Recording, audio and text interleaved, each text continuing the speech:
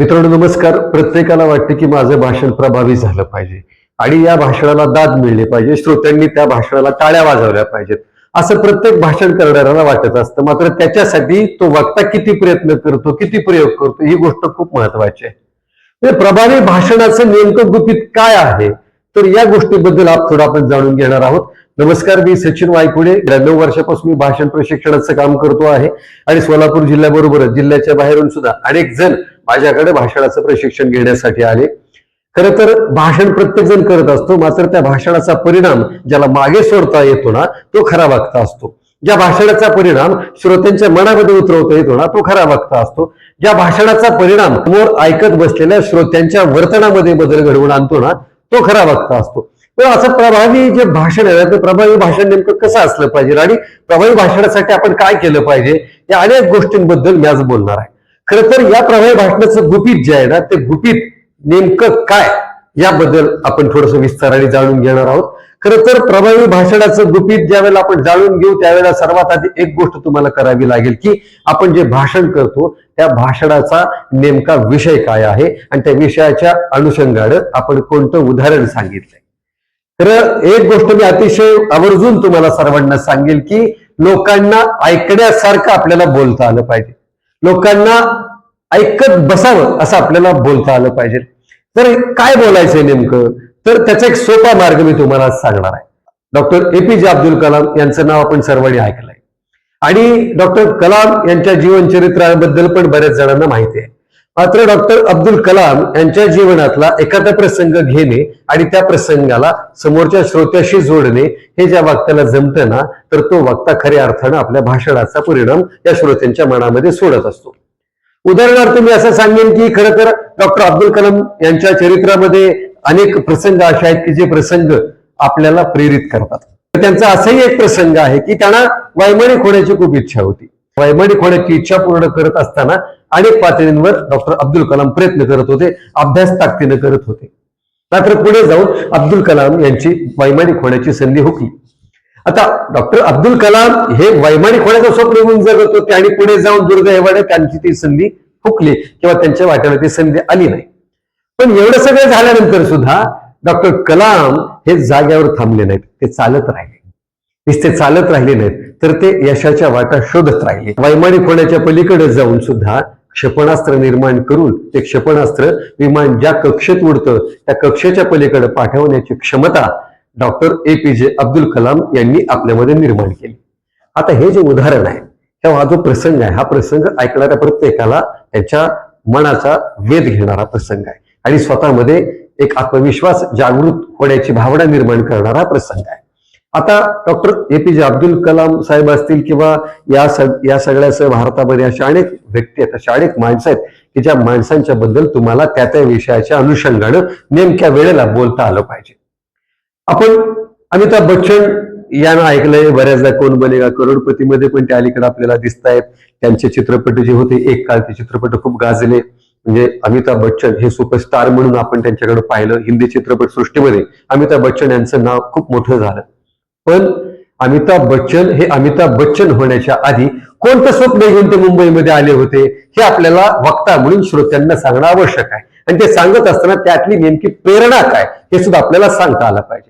अमिताभ बच्चन मुंबईमध्ये ज्यावेळेला आले त्यावेळेला एका रेडिओचं निवेदक होण्याचं स्वप्न घेऊन मुंबईमध्ये आले होते आणि पुढे जाऊन निवेदक होण्याची जागा निघाली, वॅकन्सी निघाली आणि त्याच्यासाठी त्यांनी अर्जही केला. त्याची मुलाखत देण्यासाठी अमिताभ बच्चन गेले. मात्र त्या मुलाखतीतून अमिताभ बच्चन यांना बाजूला सारलं गेलं. कोणत्या कारणाने बाजूला सारलं गेलं, कोणत्या कारणामुळे त्यांना त्यांची निवड करता आली नाही, कोणत्या कारणामुळे त्यांची निवड आकाशवाणीचे निवेदक म्हणून झाली नाही, तर त्यांचा आवाज आकाशवाणीला अनुरूप नाही असं सांगण्यात आलं आणि म्हणून त्यांना मुलाखतीतून बाहेर काढण्यात आलं किंवा त्यांना त्या निवेदकाच्या जागेवर नियुक्ती त्यांची केली नाही. खऱ्या अर्थानं आता प्रेरणा इथं आहे. तर तुम्हाला श्रोत्यांना सांगता आलं पाहिजे की ज्या आवाजाच्या कारणामुळं अमिताभ बच्चन यांना निवेदक म्हणून आल्यानंतर, ज्या आवाजामुळे अमिताभ बच्चन यांना मुलाखतीतून बाद करण्यात आलं किंवा आकाशवाणीवर त्यांना संधी मिळाली नाही, त्याच आवाजाच्या जोरावर ते अभिनयाचे बादशाह झालेच झाले, तर पुढे जाऊन ते आवाजाचे सुद्धा बादशाह झाले. आणि म्हणून या श्रोत्यांना आपल्याला सांगता आलं पाहिजे की पहिल्यांदा अपयश आलं म्हणजे पुन्हा यश येणार नाही असं नाही. म्हणजे अमिताभ बच्चन याचं अतिशय सुंदर उदाहरण आहे. म्हणजे एकदा प्रयत्न केला तर आपण त्यासाठी दुसरा प्रयत्न न करणं हे अपयश असतं. आणि म्हणून अमिताभ बच्चन यांचा आवाज चांगला नाही असं म्हणून आकाशवाणीपासून त्यांना दूर ठेवणं किंवा आकाशवाणीच्या मुलाखतीतून त्यांना बाहेर काढणं हे सगळं झाल्यानंतर पुढे त्याच आवाजाचे जे बादशाह झाले तेव्हा आणखी एक प्रसंग मी तुम्हाला सांगतो की ज्यावेळेला कोरोनाचा काळ आला, कोरोना संसर्ग आला, त्या कोरोना संसर्गाच्या काळामध्ये प्रत्येकाला आपल्याला मोबाईलवर संदेश येत होता की कोरोनामध्ये काळजी घ्या, स्वतःची काळजी घ्या, ग्रुपनी फिरू टाका, एकत्रित राहू टाका, मास्क लावून फिरा आणि बऱ्याच गोष्टींचे संदेश आपल्याला मोबाईलवर येत होते. भारत सरकारने या संदेशासाठी जो आवाज निवडला होता तो आवाज होता अमिताभ बच्चन यांचा. म्हणजे 125 कोटी 126 कोटी लोकसंख्या असलेल्या भारतामधून एकच आवाज निवडला जातो आणि भारत सरकारला तो प्रभावी वाटतो, तो अमिताभ बच्चनचा होता. याचा अर्थ असा की ज्या आवाजामुळे अमिताभ बच्चन सुरुवातीच्या काळामध्ये अपयशी ठरले त्याच आवाजामुळे अमिताभ बच्चन पुढे यशस्वी ठरले.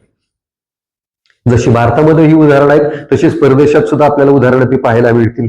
म्हणजे आपण जर वॉल्ट डिस्ने यांना जर वाचलं, यांच्या चरित्राकडे जर पाहिलं, वॉल्ट डिस्ने कोण की जे अमेरिकेचे अतिशय कल्पक असे व्यक्तिमत्व म्हणून जग ओळखतं. बरं, जे डिस्ने आहेत ना, डिस्नेना एका कंपनीनं नोकरीवरून काढून टाकलं. वॉल्ट डिस्नेना कंपनीनं का काढून टाकलं? एका कारणामुळे काढून टाकलं. ते कारण कोणतं होतं तर डिस्ने यांच्याकडं कल्पकता नाही म्हणून त्यांना नोकरीवरनं काढलं. आणि तुम्हाला खरं सांगतो की माणसाची कौशल्य इतकी अफाट असतात, एवढी प्रभावी असतात, कल्पना शक्ती नाही म्हणून ज्या वॉल्ट डिस्नेना एका कंपनीनं नोकरीवरनं काढलं त्याच वॉल्ट डिस्नेनी आपल्या कल्पनेच्या आधारावर, आपल्या कल्पनेच्या शक्तीवर मिकी माऊस नावाचा शोध लावला आणि मिकी माऊसनी अख्ख्या जगाला गारुड घातलं. म्हणजे ही जी माणसं आहेत ना, ही माणसं तुम्हाला भाषणामध्ये सांगता आली पाहिजेत, त्यांची प्रेरणा तुम्हाला श्रोत्यांच्या पर्यंत पोहोचवता आली पाहिजे. आपण प्रत्येक जण ऍपल मोबाईल वापरतो. ऍपल मोबाईलचे संस्थापक, संचालक आणि संकल्पक म्हणून ज्यांच्याकडे पाहिलं जातं ते स्टीव्ह जॉब्स कोण होते की ज्याने एका गॅरेजमध्ये कंपनी सुरू केली होती. एका गॅरेजमध्ये कंपनी सुरू करणारा हा व्यक्ती जगभरामध्ये ऍपल घेऊन पोहोचतो. ही गोष्ट खूप महत्वाची आहे.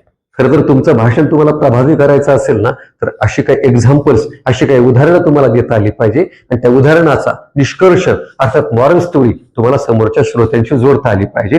आणि हे जे जोडणं असतं ना, श्रोत्यांना हे जे सांगणं असतं ना, हे वक्त्याला शैलीत जमलं पाहिजे. आणि म्हणून तुम्हाला प्रभावी भाषणाचं गुपित जाणून घ्यायचं असेल तर या सगळ्या गोष्टी तुम्हाला पाळाव्या लागतील. आणि जाताना आणखी एक गोष्ट सांगेल, तुम्हाला तुमचं भाषण प्रभावी करायचं असेल तर तुमच्या विचारामध्ये स्पष्टता असली पाहिजे. दुसरी गोष्ट की तुम्हाला तुमच्या भाषणामध्ये उदाहरणं देता आली पाहिजे. तिसरी महत्वाची गोष्ट की तुमच्या भाषणामध्ये तुम्हाला आवाजावर नियंत्रण ठेवता आलं पाहिजे की तो आवाज केव्हा वाढवता आला पाहिजे, केव्हा कमी करता आला पाहिजे. आणि या सगळ्या गोष्टी करत असताना तुम्हाला समोरचा श्रोता कोण आहे त्या श्रोत्याचा वर्ग ओळखून त्या श्रोत्याला नेमकं ते तुम्हाला सांगता आलं पाहिजे. या गोष्टी जर तुम्ही केल्या तर मी तुम्हाला खात्रीने सांगेल की तुमचं भाषण अतिशय प्रभावी होणार, तुमच्या भाषणाला दाद मिळणार, लोकांच्या मनामध्ये ते भाषण नक्की उतरणार. तुम्हाला खरं हा व्हिडिओ कसा वाटला आणि या संदर्भामध्ये तुम्हाला काय वाटतं तर त्या बाबतीत तुम्ही नक्की कमेंट करा आणि माझ्या या चॅनलला लाईक करा, सबस्क्राईब करा. भाषणाबद्दलचे अनेक चांगले व्हिडिओ माझ्या या चॅनलला तुम्हाला पाहायला मिळतील, तुम्ही नक्की पहा. भाषण या विषयाच्या अनुषंगानं कोणत्या विषयावर व्हिडिओ केले पाहिजे त्या संदर्भात पण आपण नक्की सूचना करा. त्या सूचनांचा नक्कीच आदर केला जाईल. धन्यवाद.